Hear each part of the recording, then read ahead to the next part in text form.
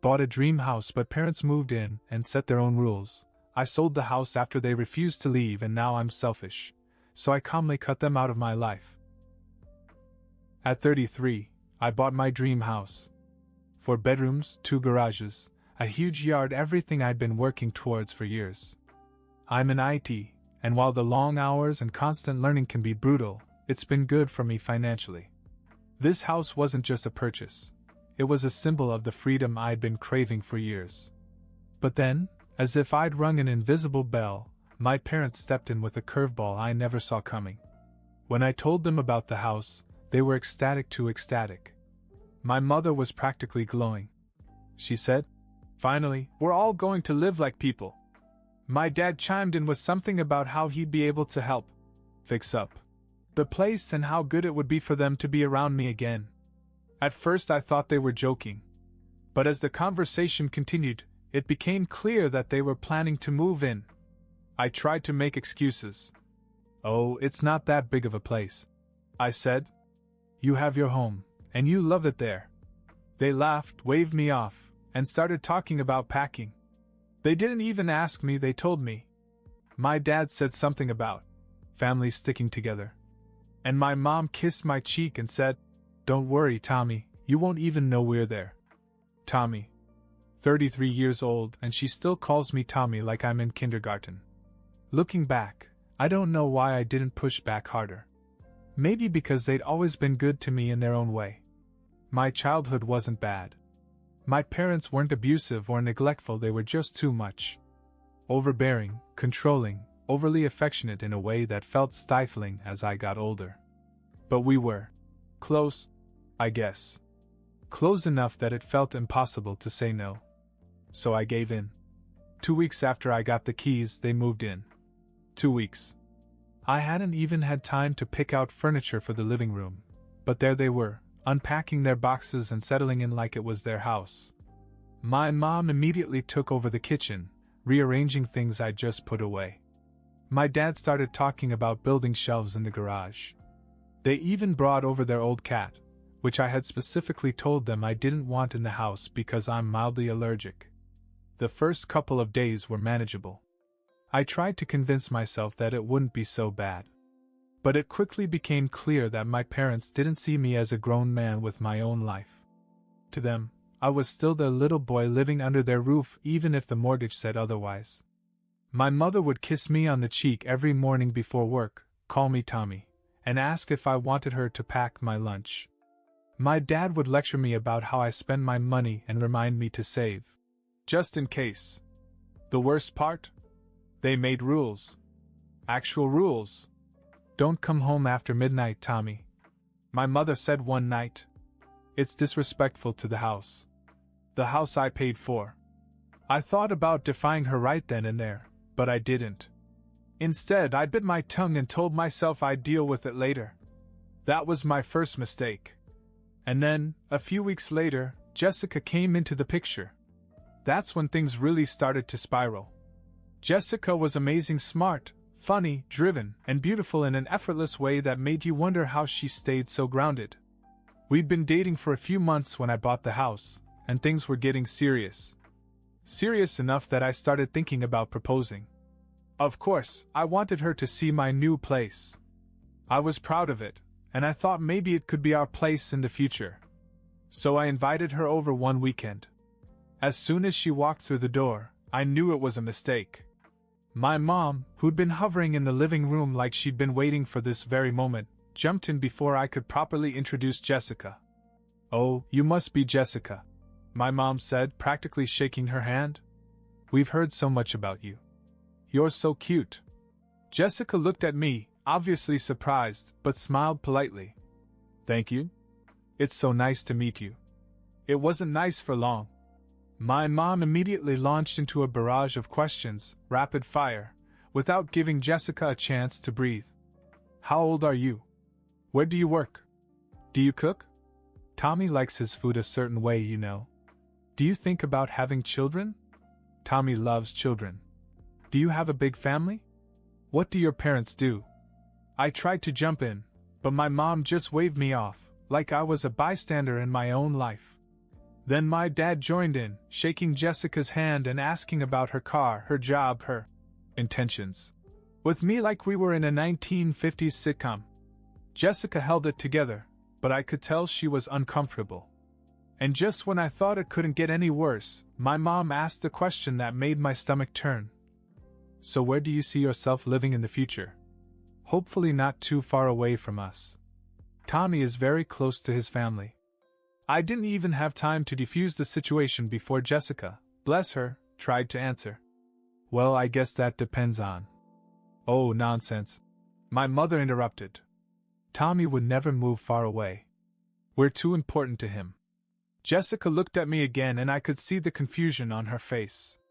This is your life? Her eyes seemed to ask. It didn't stop there. Every time Jessica and I tried to have a moment alone, my parents would lurk.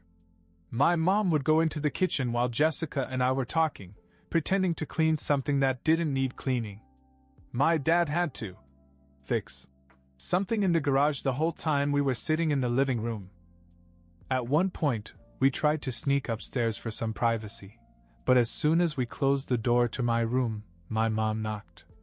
Tommy, she said sweetly, I can hear you up here. Just keep it down, okay? Jessica looked embarrassed. I was furious. I opened the door and told my mom we were just talking, but the damage was done. That night, after Jessica left, she called me and said, Tom, I really like you, but what's up with your parents? Do they live with you? I couldn't lie. I explained the situation, downplaying it as much as I could, but she wasn't stupid. She told me she needed time to think about where this relationship was going. I felt like a total failure. Here I was, a grown man with a good job, a great house, and a woman I wanted to marry, and I couldn't even have a life of my own because my parents treated me like a child. Over the next few weeks, I tried to set limits with them. I told my mother to stop asking Jessica a million questions. I told my dad to give us some space when she was over. But it was like talking to a brick wall. She's just not used to how close we are as a family, my mother said.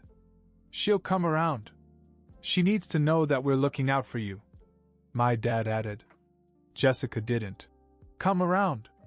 Instead, she began to pull away. I don't blame her. Who wants to date a guy whose parents practically live in his back pocket? I lost her, and I lost myself. But every time I tried to ask my parents to leave, they played the victim. Where would we go, Tommy? This is our home now. We gave you everything and this is how you repay us? I was trapped in my own dream house. Things came to a boiling point about a year after my parents moved in. By then, I was walking on eggshells in my own home. I hated coming home from work because I knew there would be some new reason for them to treat me like I was 12 again. Jessica and I were hanging on by a thread. I'd convinced her to keep seeing me, but it was always on her terms at her place, never mine. She said it was because she didn't want to deal with my parents, and honestly, I couldn't blame her.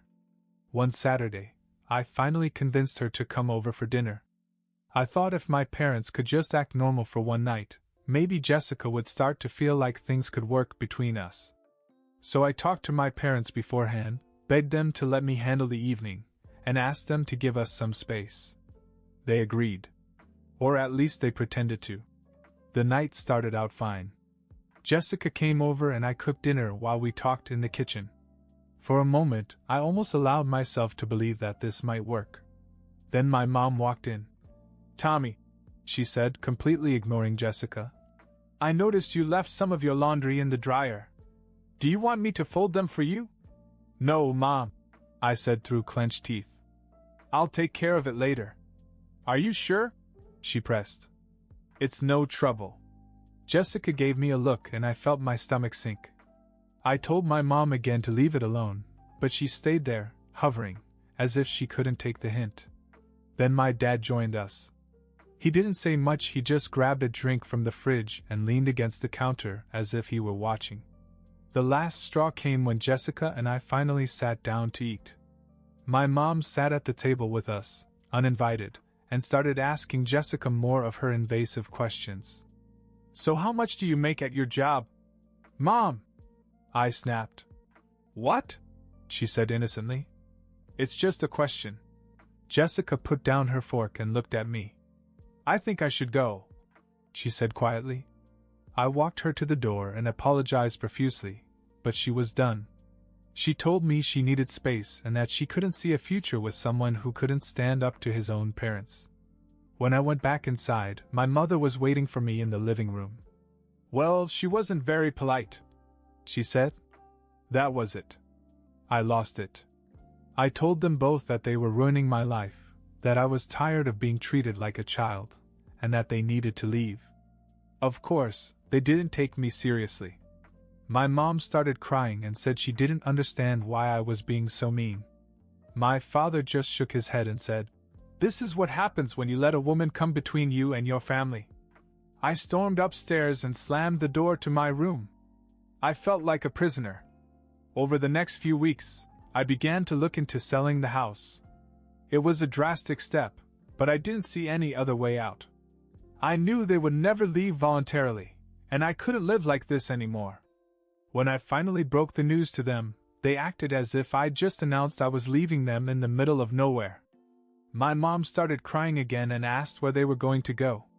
My dad called me selfish and said I was throwing away everything they'd done for me. But I didn't care anymore. I was done.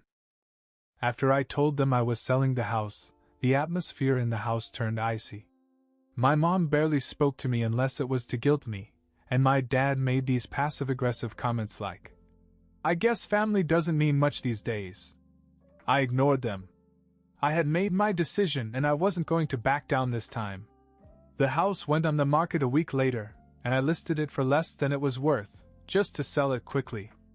I wanted out of this situation so badly that I didn't even care about the financial hit. Jessica and I had been talking during this time, and while she wasn't thrilled with everything that had happened, she saw that I was finally taking steps to get my life in order. She told me, "If you follow through with this, I'll know you're serious about us." It was all the motivation I needed. 2 months later I had a buyer. When I told my parents the closing date, my mother burst into tears and said, "Where are we going to go? You're leaving us with nothing." I reminded her that they still owned their old house. They'd rented it when they moved in with me, so all they had to do was move back. But my mother wouldn't hear of it. "This house is too small for us now. And it's in terrible shape because we weren't around to take care of it." I couldn't believe what I was hearing. They had been in my house a little over a year, and they were acting like it had been decades. My father tried another angle. He said that I was being manipulated by Jessica, that she was turning me against them because she wanted me all to herself. He even said, "One day you're going to regret this, Tommy. When she's gone, who do you think will be there for you? Not her. Us." I wanted to scream. Instead, I calmly but firmly told them that this was happening, and they needed to start packing. For the next few weeks, they dragged their feet. They barely packed anything, and as the moving date approached, they kept acting like I was going to change my mind. My mother would say things like, "You don't really want to do this. You're just upset right now." My dad kept trying to reason with me, saying I'd regret selling the house. But I stood firm. I wasn't just selling the house, I was reclaiming my life. The night before the move, things hit a new low. My mother was crying in the living room, saying she couldn't believe I was kicking them out, after all they had done for me. My dad didn't say much, just sat there with his arms crossed, looking like I had betrayed him in the worst possible way. The next morning I hired movers for them because I knew they wouldn't do it themselves. I told them I'd pay for the first month of cleaning and repairs at their old house so they could get settled. But that was it. No more hand-holding. No more guilt. When they left, my mother didn't even say goodbye. She just walked out, sniffling, while my dad muttered, "You're going to regret this." As the movers pulled away, I stood in the empty driveway and felt something I hadn't felt in a long time: relief. With my parents gone and the house sold, I packed up my own things and moved to another state. I wanted a clean slate, a place where I wouldn't be haunted by memories of the past year or risk my parents showing up unannounced. Jessica and I chose a city where either of us had family. It was a bold move, but I felt it was necessary. I was tired of living under someone else's control, and I wanted to build a life that was truly mine. The day we arrived at our new apartment, we sat on the floor and ate takeout from the containers because we hadn't unpacked yet. It was quiet, just the two of us, and for the first time in a long time, I felt free. Jessica smiled at me and said, "This is good, Tom. This is where we start again." And so we did. The first few weeks were hard, adjusting to a new city, a new routine, and a new way of life. But it was also exciting. I didn't have anyone breathing down my neck, questioning my decisions, or telling me how to live my life. I could finally focus on what I wanted to do. Jessica moved in with me a month later, and it was like night and day compared to my old situation. She wasn't just my friend, she was my partner. We made decisions together, shared responsibilities, and actually respected each other's boundaries. As time went on, my parents tried to reach out. My mom called a few times, leaving long, emotional voicemails about how much she missed me.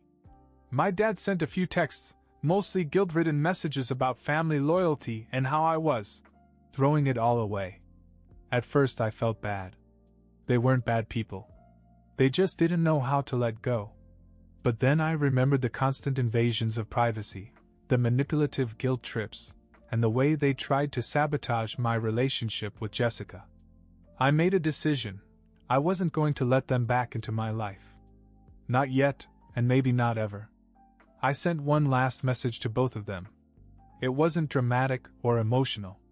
I simply said, "I need space to build my life. I hope you can respect that. Please don't contact me for the time being." I didn't block their numbers, but I did ignore the messages that came after that. They were angry at first, calling me selfish and ungrateful. Then they tried to make me feel guilty, saying they'd done everything for me. Finally, the messages stopped. For the first time in my life, I felt like I was living for myself. A year passed, and life was finally the way I had always imagined it would be. Jessica and I had settled into our new city, and we got married in a small, private ceremony, just the two of us. No guests, no drama, no family trying to take over. It was perfect. Work was going well, and for the first time I could really enjoy the fruits of my labor. I didn't feel like I was constantly looking over my shoulder or walking on eggshells. Jessica and I were even talking about starting a family, something I'd never felt like I could even consider before. One night, as we sat on the couch watching some random show, my phone buzzed with a notification. It was a message from my mother. I hadn't heard from her or my dad in months. After I'd asked them for space, they'd gone silent, which I'd assumed meant they were angry or had given up trying to reach me. The message was simple. "Tommy, I know I'm the last person you want to hear from, but can we talk? Just a video call. Please." At first, I didn't know how to feel. Part of me wanted to ignore it and move on. But something about the tone of her message felt different, less guilty, more genuine. After thinking about it and talking with Jessica, I decided to respond. We scheduled the call for the following evening. I wasn't sure what to expect, but when the call connected, I saw my parents sitting together on the couch in their old house. They looked different. My mother's usual over-the-top energy was gone, replaced by a kind of quiet humility. My dad, usually so stubborn and stoic, looked almost sheepish. "Tommy," my mother began, her voice soft. "We want to say we're sorry. Really sorry. We've had a lot of time to think, and we realize we made mistakes, big ones." My father chimed in. "We were selfish, trying to hold on to you when you were ready to live your own life. We didn't see it then, but we see it now. We were overstepping boundaries, and it wasn't fair to you. Or to Jessica." I didn't say anything at first. I just let her talk. My mother continued. "We were so used to being needed by you, and I don't think we knew how to let go. But it wasn't right, and we're ashamed of how we treated you. You were right to ask for space." I sat there stunned. I had spent so long resenting them that I never thought they'd actually get it. But they did. "We're not asking you to come back," my father said. We We want to be a part of your life again, even if it's from a distance. If you'll let us. For the first time in years, I saw my parents as just people flawed, trying their best, and finally willing to admit when they were wrong. I took a deep breath and said, "I forgive you." The relief on their faces was immediate. My mother even teared up a little, but for once she didn't overdo it. We agreed to keep things simple, occasional phone calls, life updates, and no pressure. It wasn't going to be like before, and that was okay. After the call ended, Jessica hugged me and said, "This took a lot of courage. For all of you. It wasn't a perfect ending, but it was a new beginning. And for the first time, I felt like we could finally build a relationship based on mutual respect, something I'd never thought possible." Life moved on, as it always does. My parents stayed in their old house and we stayed in ours. They became more like the parents I needed them to be, supportive but not overbearing, present but not invasive. And for the first time, I didn't feel like Tommy, the little boy who needed to be taken care of. I was Tom, the man who had built his own life, and I could finally share it with them on my terms. The past was behind me, and the future? That was up to me.